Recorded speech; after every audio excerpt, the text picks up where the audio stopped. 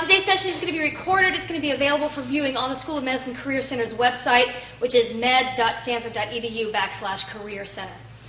This Thursday, Marriott Denman in the Humanities, Social Sciences, and Education section in Heron 185, and then Robin Dunbar in the Science Medicine section in Braun Lecture Hall are going to be giving workshops on designing and planning a course. Hector Garcia Molina in engineering is going to be speaking on the hiring process. What is the search committee really looking for? And that's going to be in engineering in Heron T195. Then next Tuesday, we're going to have Robin Dunbar of the Center for Teaching and Learning, who's going to be speaking about launching your faculty career. Today, Jody Puglisi is actually very highly recommended for this topic, the topic of mentoring. He received his BA in chemistry from Johns Hopkins University and his PhD from biophysical chemistry from UC Berkeley. He did 2 postdocs, an EMBO fellow at Strasbourg, France, and then one at MIT. He's a professor of chemistry and biochem at UC Santa Cruz and is currently a professor of structural biology and a director of Stanford Magnetic Resonance Lab here at Stanford. He's been here since 1997. Dr. Puglisi runs a lab which investigates the role of RNA in cellular processes and disease. He also has taught at Stanford University, UC Santa Cruz, and UC Berkeley, where he won the Department of Chemistry's Bruce Mahan Memorial Teaching Award. We're happy to have him here today to discuss the ways for you to establish mentoring relationships when you first start out, and also ways in which you can be a mentor to your students. Thank you very much. Well, I'm in the somewhat awkward position of not having mentored myself, because it wasn't clear to me who the audience was going to be and what exactly I should speak about. I give a class over in the School of Medicine, which I greatly enjoy, which is really about the transition between being a postdoctoral researcher and being a professor. And so I've modeled, my director is saying that I am ruining the production. So I based my lecture on that, and I think some of the material in here is going to be a little bit too detailed for what we want to discuss today. And the second thing I want to say is it's election day, and I want to go home and start watching the... So we'll try to keep it brief and keep it informal, because what I most want to get across is the point that I'll make on my second slide, third slide, which is how daunting and how clueless certainly I was when I entered into the world of academia to what the job was all about. And I think in order to establish criteria about mentoring and being mentored, one needs to understand what is the job that you need to be mentored in. What's that all about? And what aspects of the job is this all about? Can I get a sense of my audience? Like, what fraction of you are graduate students? So a lot of you. And postdoctoral researchers? Fewer of you. Okay? And what fraction of you are interested in an academic career? Why? Got ya. I mean, truly, how many of you understand really what goes on in the job of being a professor? I think you're all attracted to the wonderful learning experience, the research, the discovery of the unknown that underlies an academic position. But the nuts and bolts, which is what you're going to have to live every day of your life in this position, I'm sure you're a little bit less familiar with. You've been a consumer of academic life, but you've never certainly lived in the shoes of academia. And so that's something that I wanted to give you a little bit of a flavor for as I discuss possible mentoring relationships. The way I like to think about it, and again, I use myself as an example. I have one data point myself. And I really had no idea what I was doing when I stepped in on the first day of being a professor. You work your whole life. Many of you might be scientists. I think many of you are scientists. And so you spend your academic career getting educated, taking classes in graduate school, doing research writing a PhD thesis, often going on, and for the most part, certainly in academia now, almost required that you do a postdoctoral research stint, which is a second research stint for you graduate students who might not be familiar with that. You work in the laboratory, usually not unburdened by any classwork or anything, and you're successful. You publish some very prominent papers. You love what you're doing. You apply for jobs, and you get lucky, and someone hands you a job, and you have to show up and start being a professor. And certainly, what I want to get across today is what's that about? That moment when you cross the threshold into being a professor. And it's really a somewhat strange job to be a professor. And I tried to think, what's the analogy? It's not like going and getting a job in, a financial firm. Well, there aren't any jobs in financial firms anymore. But in a financial firm or a pharmaceutical company or a biotech company, there in those jobs, you would show up on the first day, equally clueless. You've never worked in that context before, but you would fit into some department. You would have an immediate boss, a supervisor, someone who would guide you, and you would often work within a team of people. So the employment experience that you would get in the non-academic world, I think, is diametrically opposed to what you will get in academia, and that's one of the beauties of academia.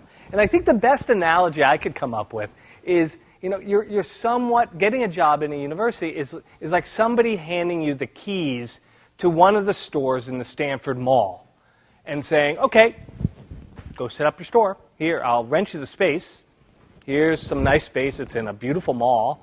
And, your surrounding stores are really nice, and you'll love to talk to these people. But there's the keys, and off you go. And so really, the modern research university is somewhat like working in a mall, in the sense that you will be charged with running your own little business, essentially, inside the context of academia. And what I'm talking about, for the most part, is the research university, where a lot of what you'll be doing is running a research lab, teaching. We'll talk about all these different tasks. And a lot of this falls on your shoulders by yourself. And that's why finding good mentoring relationships early on, learning from the people around you, is so essential, because, as we'll see in a moment, every aspect of the job, except probably performing experiments, you haven't done before or are unfamiliar with the way it's done in academia. And so that's really the background to what I wanted to say. Now, again, the context, take this with a grain of salt. I am not talking about going to a small college for the moment, although if you want to ask me questions about it, I'm familiar with teaching-oriented colleges. I'm not talking about, humanities professors, which I know nothing about. What I'm talking about would be your garden variety professorship in a scientific domain or an engineering domain, where research and teaching are the two prongs of what the experience is going to be. Okay? So here are the activities that I think require the wisdom and advice of mentors. And so the most part of my talk tonight will be talking about you seeking out mentoring relationships. And again, I am going to emphasize what I think it's important to get information about. Each context that you go to will have a different set of potential mentors, and you will understand who are the right people to go to get that advice. Okay. So the first aspect that I put a lot into my talk, but maybe is a little bit of overkill for this audience, is starting up your research lab. Again, going back to this analogy of the shopping mall, really filling up the mall with both the goods, deciding what the store is going to sell, and staffing the store. Okay, these are all huge, huge, huge decisions that you make very early in your career, again, with not a whole lot of experience. And I put a lot of emphasis when I mentor people about the job search and startup process on this aspect. Setting your research directions and priorities. Okay? Deciding what you're going to work on. This is something you often do before you start a job.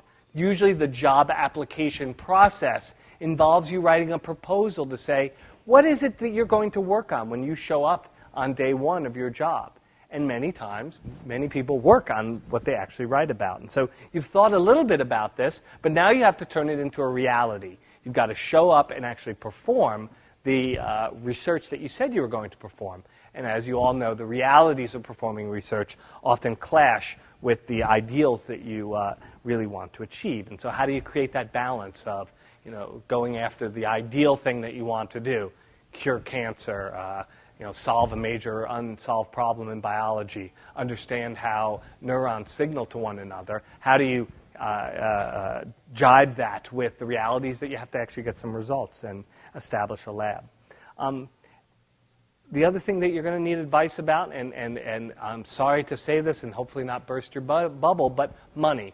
Money matters in running a scientific laboratory. It matters because you're going to be managing both people and resources. So understanding how to manage funds, and this is something that I would say, if you had to list the trip-ups that professors run into because they are inexperienced, I would say the two biggest are managing people and managing money, things that none of you probably have ever taken a class on. And you're very fortunate that you have classes such as these to at least expose you to some of the issues involved, because certainly when I was getting started, these classes didn't exist. You'll be asked to do some teaching. Almost every faculty position, even in the most research-intensive place, requires some teaching. How many of you have had experience teaching and lecturing and getting up? How many of you have done a full course? So a lot less, So and that's a lot more work than getting up and TAing. Is that correct? Yes. Okay. And so, understanding what goes into teaching a class, understanding how do you design a course. These are some of the things I think you'll cover in this classroom. How should you plan when you arrive in your faculty position? How should you plan your teaching load?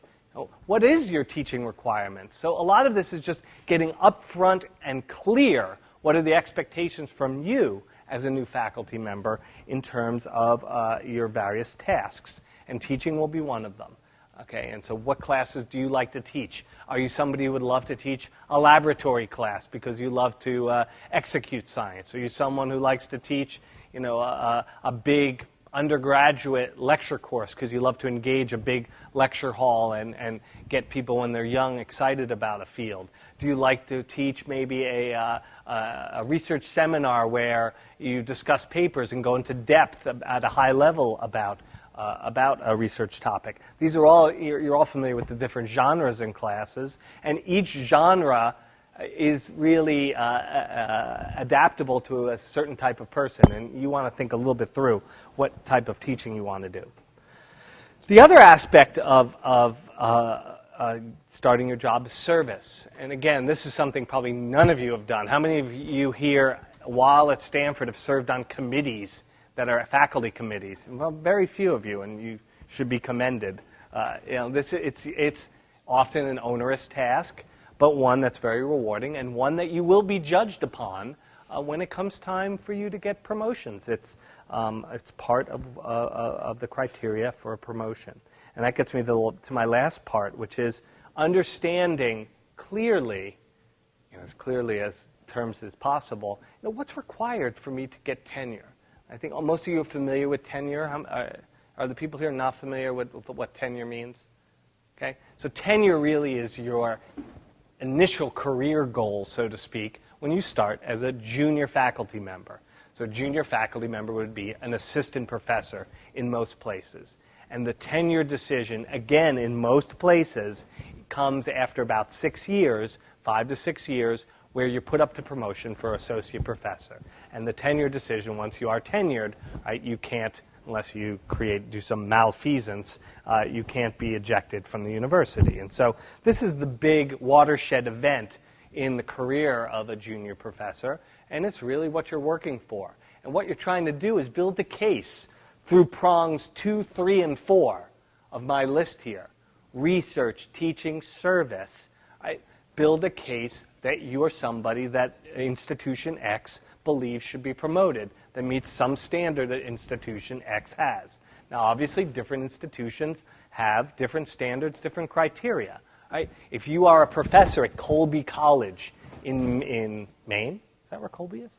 In Maine, a teaching college. Right? You will be judged very strongly on your teaching skills, okay, and the response of students to your teaching, and what kind of innovations you brought to teaching, okay? And how many of you have taken classes here at Stanford? Most of you. Are any of the teachers innovative? Hell no. Most of them get up there and babble, right? And so, because the people who are here, some of them are very good teachers, but many of them are here because of research. And so at Stanford, teaching matters, but the weight is a little bit more towards the research side. What have you achieved in your research? What publications have you done? Okay? What has been your impact on the field? And this is not just a purely subjective type of activity. This isn't your colleagues around you in your department saying, that person does good research. This is people asking outside opinions. So part of the tenure decision is usually requesting multiple letters. Okay? It can be 10 to 15 letters from outside experts from around the world to comment on what the impact of your research is. Right? And to write a letter saying, where do you stand in the world? Are you someone who really meets the standards of a place like Stanford, or a place like Colorado State, or a place like Iowa State, or a place like Harvard, or a place like Yale? Okay? So these are things that, again, you embark upon, and if you have a clear discussion with your mentors, in this case, your mentor should probably be your department chair and those people around you, about what's expected to me, you can at least set your goals accordingly. Okay? A lot of mistakes are made in academia just because we burrow our heads in the sand and we don't want to get up front. What's expected of us, what's required of us, the kind of questions that you would be asked and would ask on day one in any other job situation. Okay, and then finally, I want to talk a little bit about mentoring your own trainees. I think most of you are familiar with this on the receiving end of what oftentimes is not the greatest mentoring environment. Many times, the professors that you work for, most of them, I would say, probably decent people. They mean well, but sometimes they forget about you. They forget about your career development. They forget about having discussions with you about what do you want to do. They forget about maybe having regular meetings with you to discuss your research. They forget about the day-to-day mentoring. And it's, again, not because they're evil people, for the most part. Some of them are.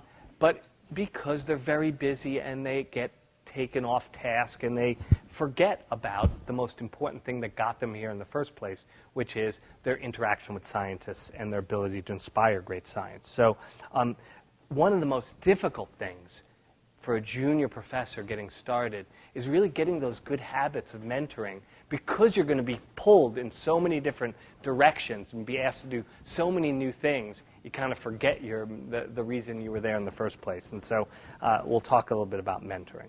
Okay, so that was me just babbling on. You can see I'm not going to win any teaching awards here. So this was just my statement that usually when you enter into this job, you're pretty clueless. So who should be your mentors? All right, so let's say you decide you're a postdoc, you're a postdoctoral researcher, and the season would be now. How many of you are looking for an academic job right now? Many of you, right? Because just to explain to you the season, like it's the election season, it is the job search season. Yep, and it generates a lot of emotion in people, the job search season. And I'm about to fall off the podium here. So usually the way it works is academic departments, for the most part, put advertisements out August, September time frame.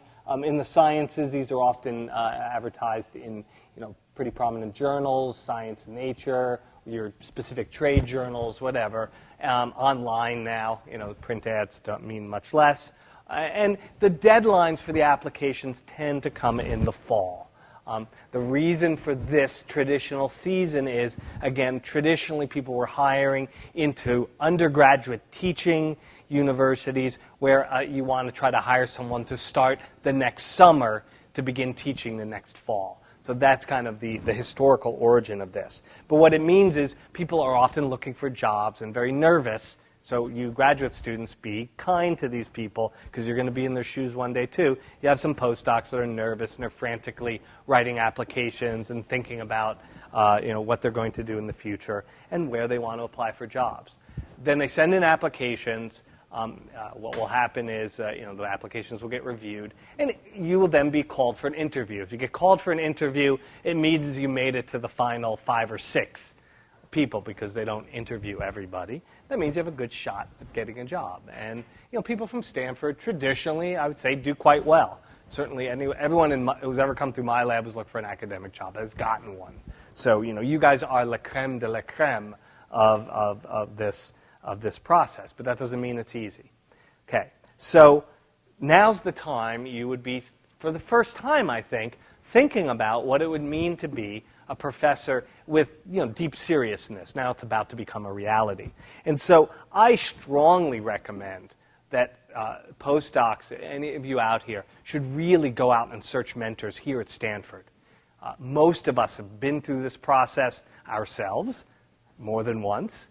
Most of us have been on the other end of the process. And I saw you're going to get a lecture about what goes on in a search committee. That's the committee of professors who are judging applications. But you should get the experience. You are very fortunate to be around some of the most experienced hands in the game of science. Go and get their expertise. And I think it's useful in this case to get a range of expertises. I think this is a general rule for mentors, and I'm no guru of mentoring. Most of this is common sense. Go to somebody who's young, who's gone through the experience recently. So go and search out other assistant professors, maybe in your departments, or people you know, and even if people you don't know. People are happy to share their experiences with you. Don't be afraid to go knock on people's doors. Right? It's a blessing when someone comes and interrupts, the dull tasks that I'm doing to come and actually talk about something important, like what do I want to do with my life, what's academia about, et cetera. I think most people find time for that. So look for some younger people who maybe have done this recently, because the process changes and the ambiance changes. And if you came to me, I would give you my overview of the faculty search process, but the last time I went through a search was 1992. That's the dark ages, okay? And the process changes. But now I can give you the experience and wisdom that I've served on a large number of search committees, and so I can tell you a little bit about the job application process. And as a chairman of a department, I would be the kind of person you would negotiate when it comes to a startup package. So when we talk about startups, and what should be important if you get a job, I could give you some advice there. And then finally, you should look for people who perhaps share your experiences. I think if you are a female scientist looking for a faculty position, go and search out some of the women pioneers here in science, because the facts of the matter is, it is a rockier and tougher road. And you want to go and speak to people who've been through it. If you're an underrepresented minority, go and find the leaders here. They've been through what you're going to go through. They're the ones who trailblazed for you. They can give you some advice about how to maximize your success. And so I think you want to search out those mentors that kind of resemble the experience maybe that you're about to go through. Again, pretty much common sense. I think it. But again, you're very fortunate here at Stanford. There are great people here, and people who have a wealth of experience, and I'm sure people who mirror your own experience in some way or another. You can find them here at Stanford. Go and search them out. Those would be your first mentors to look for. Okay? Obviously, so let's say now you show up, and let's say you're fortunate enough to get a faculty position, you're offered a job. You've had discussions with someone like me about what your startup package would be. So it's essentially a negotiation of a contract between yourself and the university with a lot of terms associated with it. Your salary, mundane things, but not so mundane. You have to pay your bills. Your salary. I have some slides about startup packages, money for research, money to pay salaries, money for instrumentation. So there's a lot that goes on in that early negotiation phase, and it's really the first moment of growing up from your adolescent postdoctoral childhood to being thrust into adultdom to have to manage funds and start thinking about the financial end of it. Certainly in my experience, that was the first time I thought about these things. But you should also be thinking about who are the mentors going to be at the institution you're going to work at. Because those are the people that you're going to see on a daily basis or weekly basis. And they're the people who are going to give you advice. And you should already have a sense of who these people should be. Part of the interview process is a shopping process. The institution is shopping for you, right? And so they're poking and prodding you and seeing how you are, checking your references, seeing how your personality is, having you come and visit the institution. How do you interact with the other members of the department who's doing the hiring? But the other side of it is your shopping as well. You're asking yourself, do I like these people? Do I like the kind of science they're doing? Can I see myself working here? Do I see myself fitting in with these other people?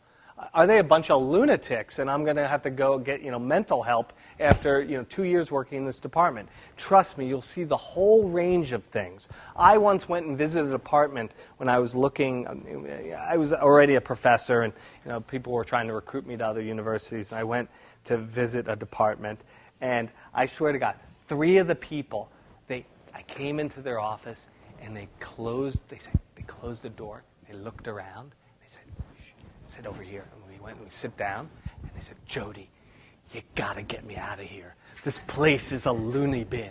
Everyone, there are 3 people in that department said roughly the same thing to me. This is the worst collection of people. I gotta get out of here. I'm dying scientifically. So, these are the kind of places you want to avoid. And I am not joking. They exist far more frequently than we'd like to admit. So this shopping, the reason I'm bringing this up is not to talk about the overkill, the faculty search aspect, but it's during that visitation period when you go and see what another academic institution looks like.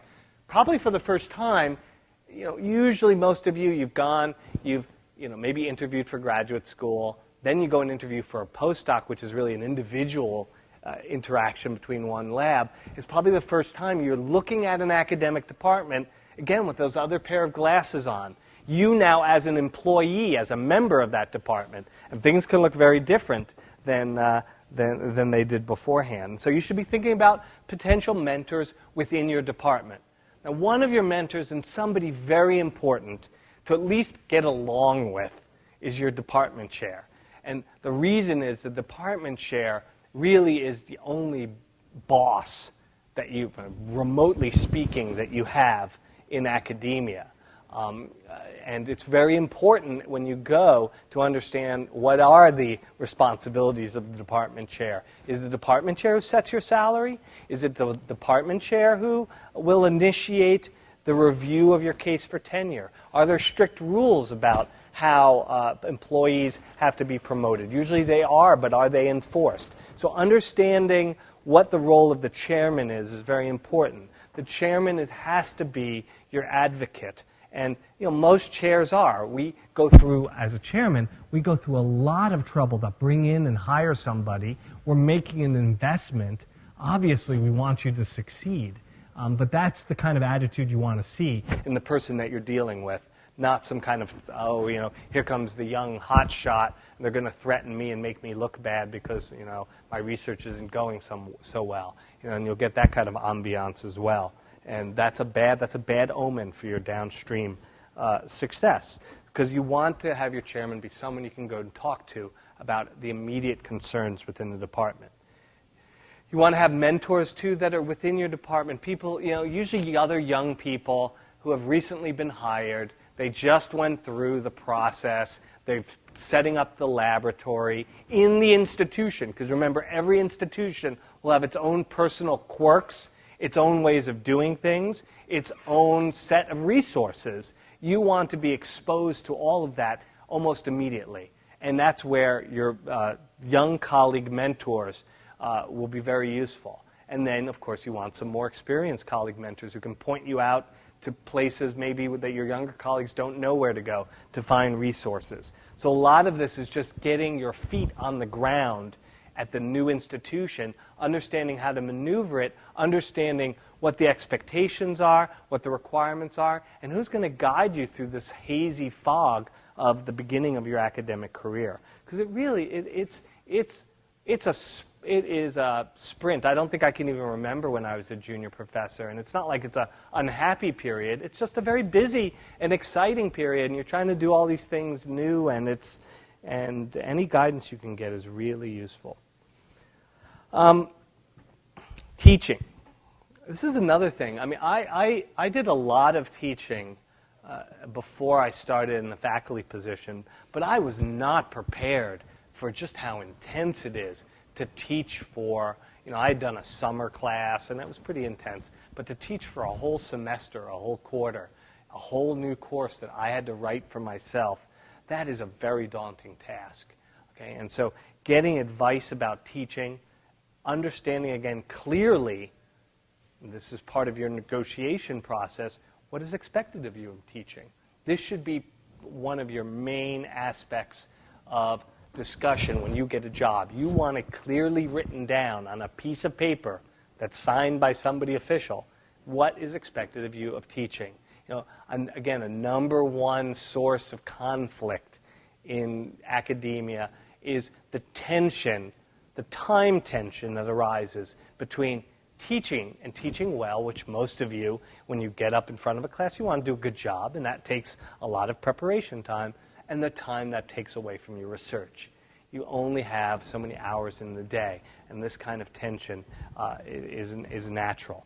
This will depend on the type of institution you go to. There's really two. How many of you work in the School of Medicine? So some of you. And how many H&S and engineering, the rest of you, I would assume?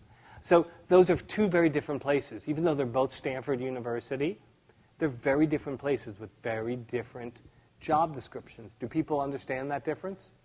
How many of you understand the difference? So what's my job description in the School of Medicine? I'm sick of talking. I'm tired. What do I have to do? Does anyone know? Other than nothing. I have to do something, right? Soon. Do I have to teach a lot of classes? Why not? There's no undergrads. Plain and simple. No undergraduate population, very little teaching. Right? So schools of medicine, right, usually have much lighter teaching loads. What is the flip side? So in humanities and sciences, engineering, obviously, more undergraduates, heavier teaching load. So I guarantee you that if you get a job in the School of Medicine, the required teaching would be something like a quarter every couple years, a quarter a year. Very light teaching load. In H&S, 2.5 quarters per year. What's the flip side of that? So yeah, why would anyone go work in H&S school? Would be one question, right? Well, you like teaching, you love to be exposed to undergraduates, but there's another aspect to it. What's that? This is good old practical things. No one ever probably tells you. Paid. Payment. Who pays my salary? Me. I pay my salary. I'm self-employed. Stanford pays 5% of my salary. I pay 95% of my salary out of my grants. So I have to go out and raise my salary. Now, if I failed, he keeps yelling at me. I'm going to really drive this thing crazy by coming down here. If I fail and I don't raise money for my grants, then that's the microphone. Oh, my God. You can tell I had a career in Hollywood. All right, I'll go back up here. So if I fail, someone will pay my salary, maybe, okay, but there's a real burden on me to raise salary. In H&S, the salary, because you're performing a task for the university, the salary is paid for by the university. Usually 9 months is the standard way that it works in academia. And so your only burden is to raise additional salary for your summer months, so 3 months of salary. So there's much less of a burden on your grants and less of an insecurity about salary. So there's a very important aspect to understanding what type of teaching situation you're going to go into and what your teaching load is. And the mentoring aspect of this is going and talking to people about the kind of classes that junior faculty are expected to teach, making sure that you get exposed to the classes that you want to do. Understanding how teaching is valued. Is this going to be an important criteria for your tenure decision? Is it less something that is less valued? Again, discussions with your chair, discussions with other faculty in your department are really important here. And just learning how to teach again. I certainly have to keep learning how to teach. When I started, I loved doing chalkboard. Boxcar chalk is, the big chalk. That's how I used to teach chemistry. And now, God, I look like some archaic figure, some Luddite. And so, getting one of the things that really Stanford's been at the forefront at is our new teaching technologies. And again, you get locked into a certain way of doing something. You guys are all going to be locked into PowerPoint, and 10 years from now, the young faculty are going to go, oh, look at these Luddites, they're using PowerPoint. They don't know how to use, Adobe Flash to make a, movie video of their lectures. So technologies will evolve, and you want to be exposed to that. Okay? And finally, the last aspect, service. Service is a tricky one. So here's my recommendations about teaching. Try to avoid teaching your first year if you can as a faculty position. The one thing you might want to do is maybe run a graduate seminar because you want to get yourself known to the graduate students, expose yourself, so you're not just some weird person, off in the laboratory that no one knows who that person is. So you have to kind of get yourself known to the community. Then, whatever your requirements, gradually ramp up your teaching load as time goes. I think most departments are very cognizant of how difficult it is to start a lab in this current environment and how important it is to protect junior faculty to make sure they're successful. So I think that the old boot camp mentality, which I kind of started in, I think that's disappeared. Now let's talk about service. Service is something which is important because you are part of a community and you want to make an impact on the community. It's not the first thing I would recommend to a junior faculty when they get started is to become, Mr. or Ms. Service. The reason is it's very time consuming, and there are a lot of things that people foist onto unsuspecting junior faculty. You serve on this committee, you serve on this committee, and you don't want to say no to anybody because you're the low person on the totem pole, and you end up burdening yourself with a lot of services that A, you're not qualified really yet to do, and B, it's taking up your time really for little return. So be very selective about the types of committees you agree to serve on. Maybe choose one or two things that you really care about, some aspect of faculty life that you think you would have a particular impact on, or the alternative.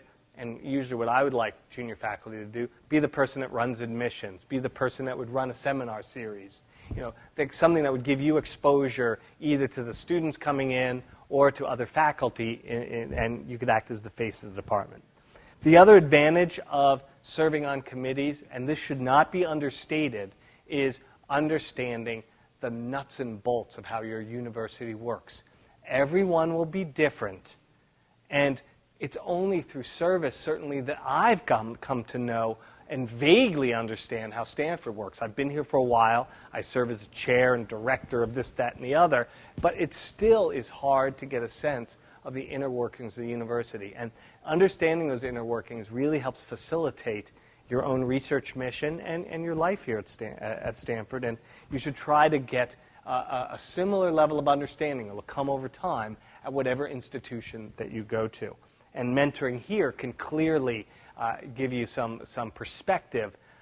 And this is where maybe some more senior people who have done service, who understand kind of the institutional history of a place, are good mentors to have in this context.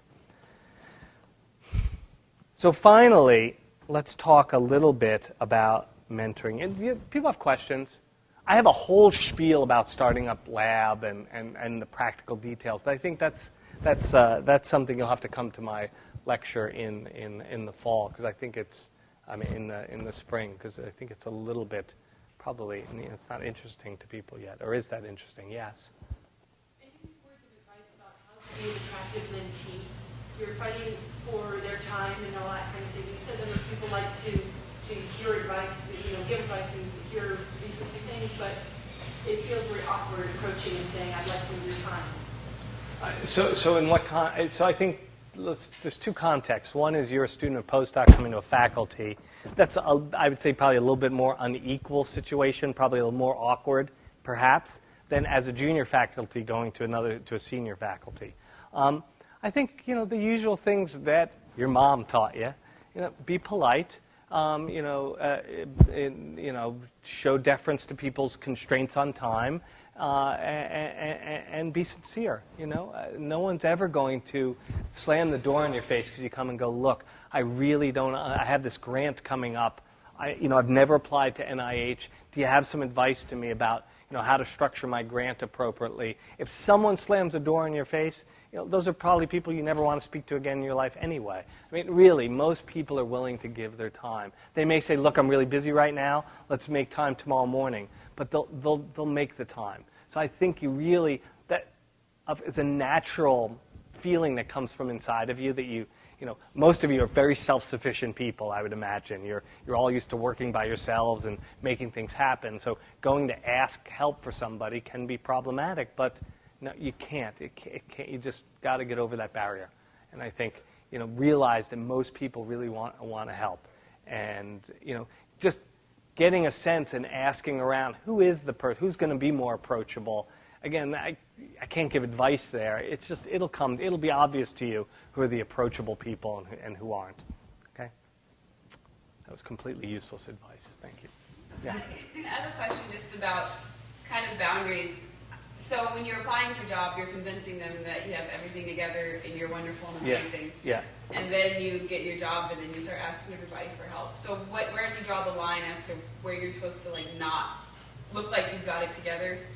I think as soon as you get a job, you can open up the door to your bedroom and show how messy everything is. You just have to be honest. People realize you've never done this before. If you come to me, you're not going to be clueless about your research, right? You may be a little naive about your research, and that's something that a good department and a collection of faculty will mentor you and say, maybe you shouldn't be working on that. That's a tough one to get done in 5 years. Maybe focus on this. But you're going to be much more naive about the things you haven't done before, about grant writing, about mentoring students, about who you should hire. How do I manage my funds? What type of instrument? Should I buy this instrument or should I loan it? Should I borrow, or share it with, the person down the hallway? All those questions are questions you should be asking. You are not saying, I am an idiot at all. You're saying, I'm just getting started in this job. So I'm a big proponent of honesty, and it's hard. You're going to show you're not an idiot by what you do, right, and not by the questions you ask. You're going to minimize problems. So ask a lot of questions up front and be clear about what the expectations are from you from day one of the job. I think if you do those two things, you're going to avoid a lot of the mistakes, certainly that I've made through my career early on. Yep. Any other questions? It's good questions. Yeah. I have a question about the tenure process. Yeah. Say that is it ever competitive, meaning that say that in a given situation there's a wave of hiring and hire 3 junior faculty and you're one of them. Are they trying to weed you out? Is there ever a situation where, well, we're only going to give tenure to one? That's usually not. So certainly at Stanford, when you're hired, we spend a lot of time up front vetting people up front because we're investing in that person. I'm going to spend millions of dollars in salary and startup funds to get this person started. It is dumb of me to invest in you and have you fail. So most places have the mentality of when I hire somebody, I am assuming they're going to succeed. I am not trying to have a funnel or a little bottleneck where some people are going to drop out. Now there are places that still work on that kind of hypothesis. Harvard Medical School is famous for this, but even they're evolving. I think it's just the financial and personal burden of this kind of weeding process has gotten so steep that I think that's becoming rarer and rarer. So I would work under the assumption that that's not going to be what happens. right? And so then you're not competing with your other cohort of junior people. Now, the one place you get into competition, and these can be problematic, and I think it's going to be less of a problem now, just because I think in the immediate future, there's not going to be these big waves of hiring with 10 junior faculty into one department simultaneously. These big growth phases, I think, are on hold for the moment, unfortunately. But you run into two areas of competition, and getting advice from mentors is useful here. One is competition for students, right? And it's only natural. You're trying to do your juggling act, and next door there's someone else trying to do the juggling act, and you're trying to woo students into your laboratory, and there'll be some competition there. But I think that has to be a friendly competition, and the students usually end up in the labs they want to be in, and there's little you can do by your juggling act that's going to woo them in one way or the other. The other place where there often is competition is one of the nice things about being a junior professor is there are many awards that are available to junior professors. I call these beauty contests. I'm not trying to be the beauty contest awards, because you're judged not on a proposal where there's preliminary results, et cetera. You're often judged on who you are, who you worked for, letters of recommendation. Similar to like doing a faculty search one more time. But these are great because they're often big piles of money, unrestricted money that you get, and it really helps bolster your career as a junior professor. Many times, they can range in anything from $25,000 to $1 million. So they can be huge pots of money. But many times there's competitions. Like the department can only nominate one person, or the school can only nominate 2 people. And so there's this kind of internal competition for who's the best junior person who could be the best nominee for this award. And again, that's something really in discussion with your department chair.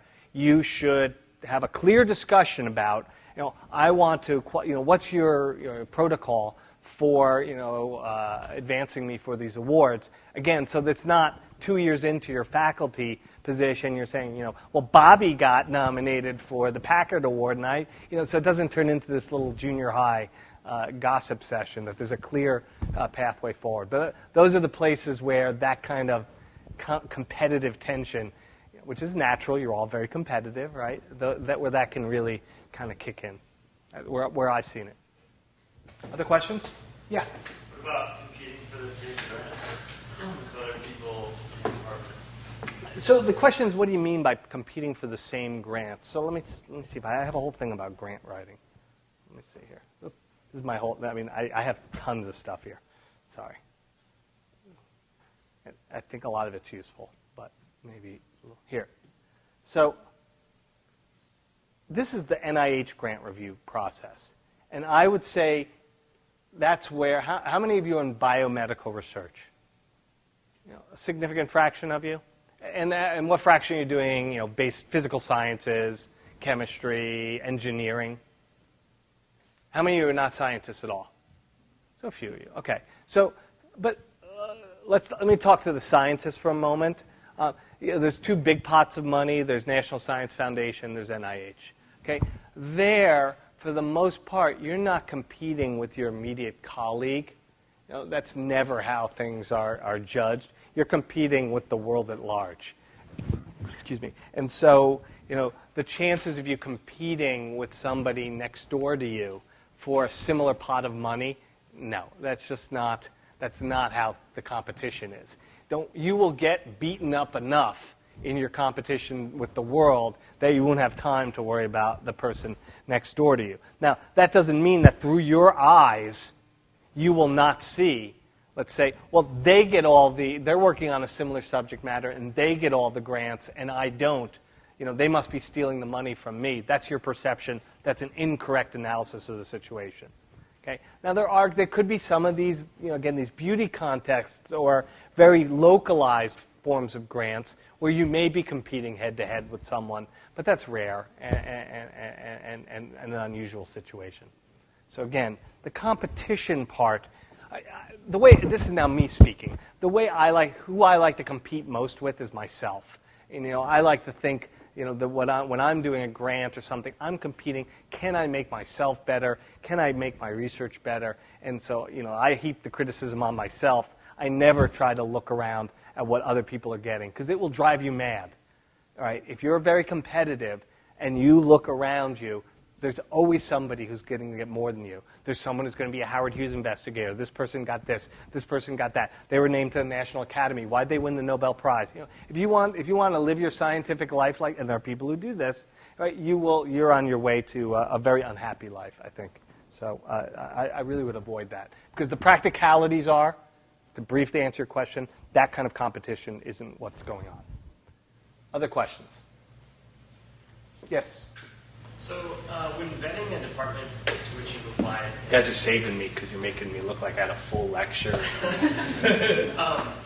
and sort of asking what type of infrastructure they have set up for mentorship, are those the types of questions you should ask when you go to interview, or should you wait on those until if and when you've been offered a position? I think, they're not awkward questions to ask, right? And so you want to ask, again, you're on that shopping trip, and that second interview is going to be more the hard sell, them to you, because they've offered you a job. So you want to ask the questions honestly when you're there, and asking about faculty development. How many people have gotten tenure? You want to make sure you meet with people who are a few years ahead of you, just to get a sense, because people try when you interview for a job. They polish everything and they make sure all the furniture's good and everyone's on good behavior and they tuck their shirts in and all of that. But you can tell through the facade when there's a dysfunctional department or a department and dysfunctional department means lack of mentoring, lack of support, people fighting with each other, because it all comes from that lack of communication and the nurturing environment. And you can tell, and that's something you want to tell sooner rather than later. So again, you don't ask questions like, are you guys a bunch of jerks? You ask, what's your mentoring? Do you have policies for mentoring? There are ways to pose the question in a very innocuous way. Do it up front. Yeah. Yes. Could you talk a little bit about how to be a good mentor to students? Because for somebody who's never really managed people. Yeah, so I have a little thing there. Hold on. Is there anyone from my lab here? Okay, good. So I'll pretend I'm a good mentor now. I'm a really good mentor. I think we all can do better in our mentoring. Sorry, this is all my monetary stuff. Where is it?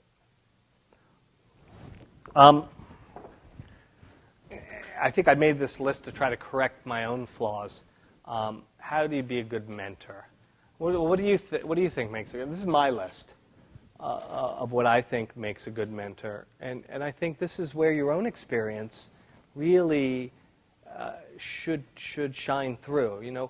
There are reasons many of you are sitting in this room, right? And it's not you're forced to be here, right? There's a reason. A, you care about your career, and B, somewhere along the line in your life, there were people who influenced you in a positive way that spun you in the direction to do what you do, whether it's in the humanities, in the sciences, or in engineering. And so I think you want to think back, kind of dust the cobwebs of your memories if it's far back, and think, what was it about those people that inspired you to be here? And that's the best kind of general advice I would give. There is a reason you're here, and you may have forgotten it because you're so worried about your immediate problems right now.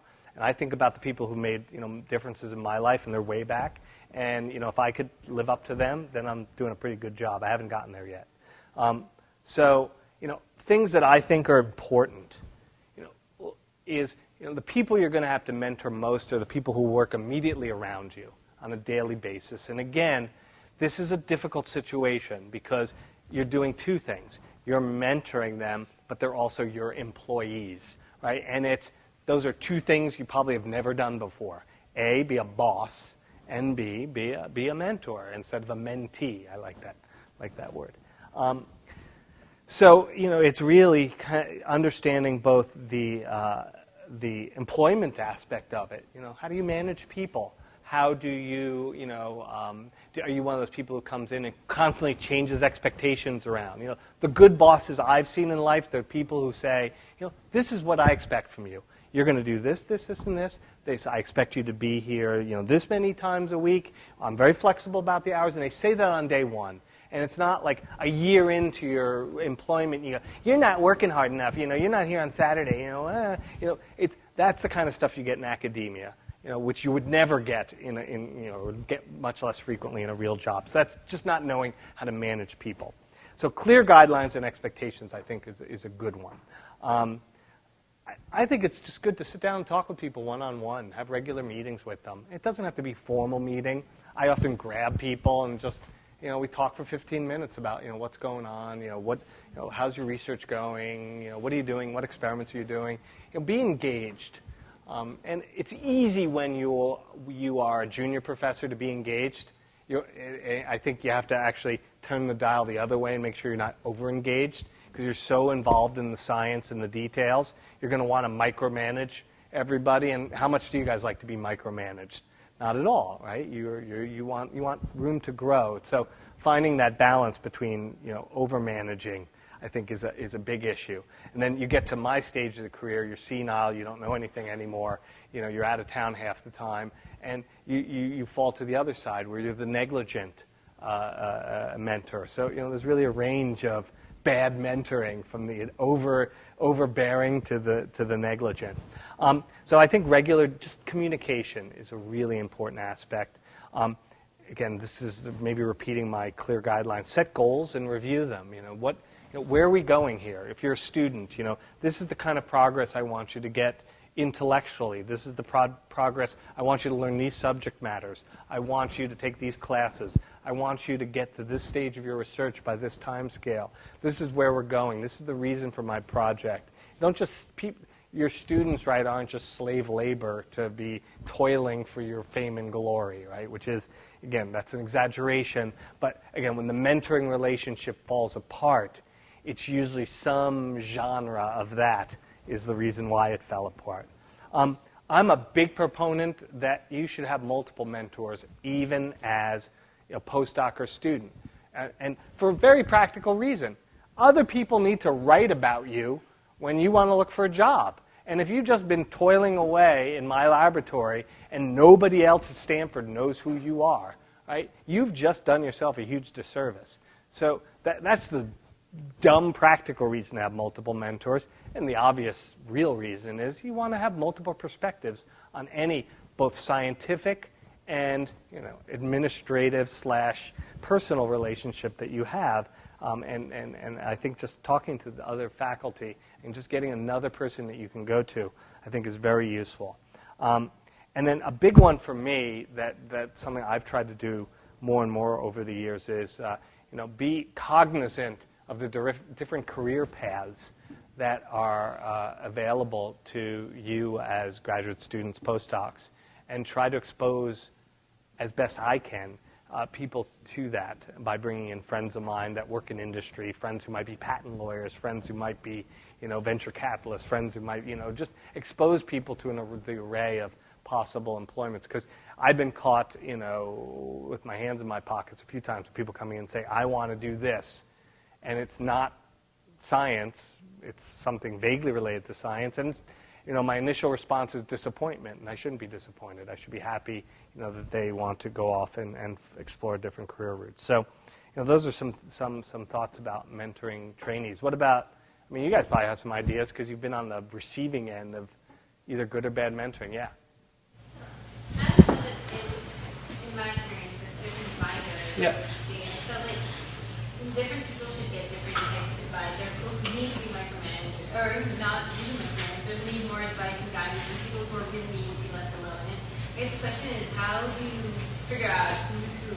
How do you figure out which of your students needs to be let do their own stuff and they'll do great, and which of your students are the ones who need a bit more? Yeah. So I think so. Now we're in a situation where you're a professor and you've got to choose students that fit your mode of management. And I think a lot of places use what's called a rotation system. It's kind of where you work a short period of time with that person for maybe a quarter, and you do research, and then you go to the next professor. And it's a way for the student to get a sense of the different professors, but it's a way for you to get a sense of what that person is like. So I fully agree you want to get people to work in your lab that fit your management style. I am not a micromanager. If I have to have someone in my lab who needs to be told every day, do this, do that, do this, do that, they shouldn't be in my lab. They won't get a good experience, and it's not the kind of person I want in my lab, so it's a mutual thing. So, this comes on to your job as a personnel manager and a judge of people. Really, a lot of the decisions you're going to make that'll be key decisions beyond the scientific in your career will be personnel decisions. Do I hire this person? Do I hire that person?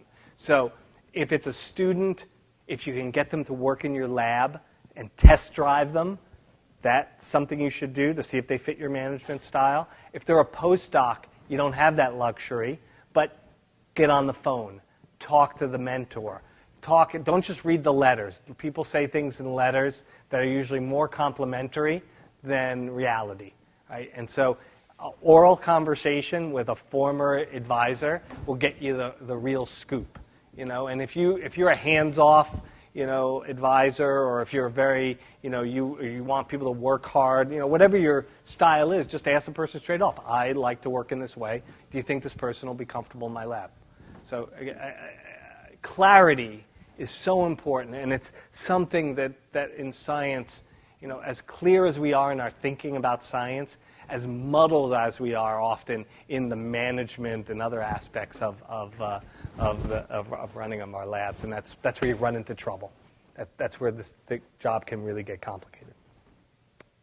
Yes? You mentioned earlier about different professors juggling to attract graduate students. As a junior professor, is it tough to find grad students? No. So and I think many of you maybe have been in this situation. Usually the students flock to junior professors because the junior professor's young and vibrant and not over the hill and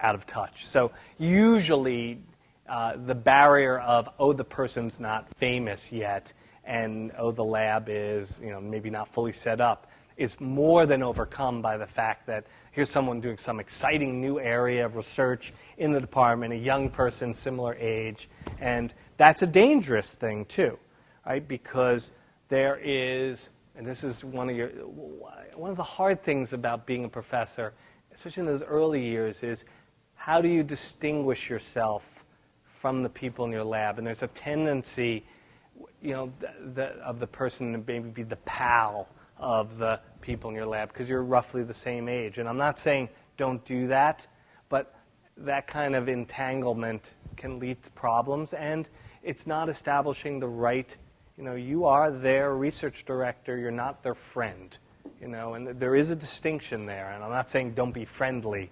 I think you understand what I'm saying. So, so just want to be careful there, but usually it's not hard to attract people into your laboratory. But that's something, again, you want to ask. This is just going to job interview things. When you're shopping for your departments, how many students are there available? What kind of student pool? Are there 3 students a year? Are there 30? Is there 300 students a year? That if there's 3 students, that's going to be tough just by simple numbers. If there's 20 faculty, 3 students, that's very different than 30 students and 10 faculty, something like that. Okay? Yep. I think I'm running to the end. Is that? Yes. I have 5 minutes. I have 5 minutes to answer more questions, or I'm going to start juggling. Yes. Yes. Yeah. You mentioned at the beginning that what you were saying referred to research universities. Yes. But that you also have some experience in teaching colleges. So I'll bite.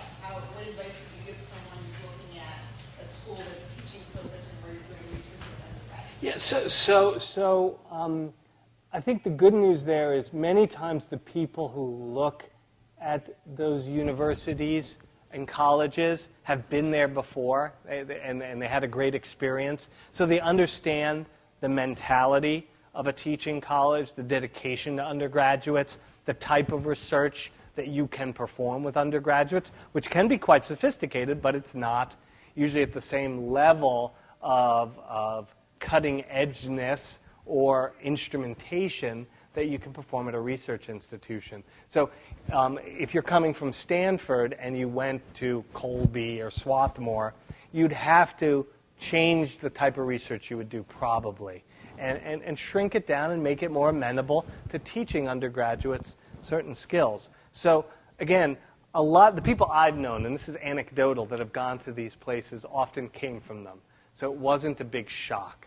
But if you haven't been to a teaching college and you're considering going there, I would just up and get a plane ticket and go visit before you even have an interview. Go and say, look, I'm somebody, they'd love to show you around. Go sit in on a class, see what it's about, because it's very different than Stanford. And it's very different than a research environment. So it can be a very enjoyable and rewarding life. And I think, my experience is students that come out of that environment tend to be some of the best trained and best educated students that certainly we get here at Stanford. So, you're certainly serving a great educational role, but you better know what kind of job you're getting into, because it is a very, very intense job. You really have to work hard. I mean, the teaching loads are huge, and the research is tough because it's you're working with undergraduates. You kind of have to do everything yourself and get them going. So my only advice there is somewhat amateur advice, but caveat emptor. Go and make sure you know what you're getting into. Okay. Yes. Just had a question in terms of the amount of actual experiment towards that junior faculty level. I was wondering how you describe that sort of a continuum. Yeah. So I don't know. In some regards, there's nothing more pathetic than professors trying to keep their glory alive, and they come in. I don't know if they come in and they ask, where's this, where's that, and they start pipetting and they mess up, and they disrupt everyone's experiment. I know this because this is what I do when I do experiments. So, it really, again, depends on the place. If you're at a medical school and your teaching load is low, you could probably expect to be able to do some form of experimentation, at least for the first year or so. So the first paper I published as a professor, I did all the experiments. I'm the first author. I did everything but that was it. It was 1 year, and then the windows of time closed on me, and you just get, how science is, or any type of scholarship. It can't be done in little pieces. It's got to be continuous, and as your time fragments, it becomes more and more difficult to perform certain types of science. I'm fortunate. The kind of things I do can be do an experiment one day, wait a few weeks, look at the data type of experiment. So it allows me to keep a low-level activity in the lab. But if I want something done fast and at the cutting edge, it's not me doing it. And it usually isn't the professor. If your passion is to do bench research, and I'm not saying there's anything wrong with that, because there are some great scientists who love to do bench research. I think an academic faculty position is probably not the right career path. You may want to look at a national laboratory or some dedicated research laboratory which values bench work and creativity. You're not just a technician, but the actual hands-on scientists, because you're not having to write for grants, et cetera. Okay, so that's another route that you should be looking at. But the idea that it's rare, the professor who, after 10 years, is still, a good and leading experimental. It happens, but it's rare. Yes, one last question. Then we'll go see what's happening. I guess more advice on creating those boundaries and sort of transitioning from being a postdoc where in the lab your peers were your social friends into being in a position where the students are not your friends. So you're a postdoc now, right? That I know. And then you're going to go somewhere else. Is that what you're asking me? And then how would you make that transition socially to not being too palsy-walsy? I mean, again, a lot of this depends on your situation, right? I'll just be blunt. If you're married and you have a family life away from the lab, you're less likely to be going out drinking beers and socializing with the people in your lab. And so, if there's a natural dichotomy, that pulls you away from spending every minute in the laboratory, that'll help the process. If that's not the case, I think you just got to use your common sense of how to manage things. I mean, you want lab to be fun, obviously, and you want to socialize with people. When I was a young professor, we socialized, together with the people in the lab. But you want to gradually create that boundary. And it's not something you can come in on day one in some awkward manner and say, I am the professor. You are the peons. You have to do it in, you do it in an elegant way that there's something that to you is a visible boundary that protects you from, just getting into awkward situations. I'm not talking about sexual harassment or anything, just awkward management situations where, you've injected yourself socially into these people's lives, and then when it comes time to actually make a tough scientific call, you're on the wrong side of the fence. So I'm a big proponent of, separation of lab and personal life as much as I can. I'm not saying be an automaton robot, not having fun, but do try to create those boundaries. Just do it in a subtle way from the beginning. Again, anything that you do, if you do consistently from the beginning and you're not changing stream, 3 years into your career and changing the rules, imagine how awkward that becomes. You're going out and drinking beer with people 3 years in, then all of a sudden you say you're not doing that. Well, then there's the people who've been there for 3 years. They know you as one kind of manager. The new people come in, they know you as another kind of manager. It just creates awkwardness. And this is where you run into trouble in running a lab, really. Thanks. Good luck.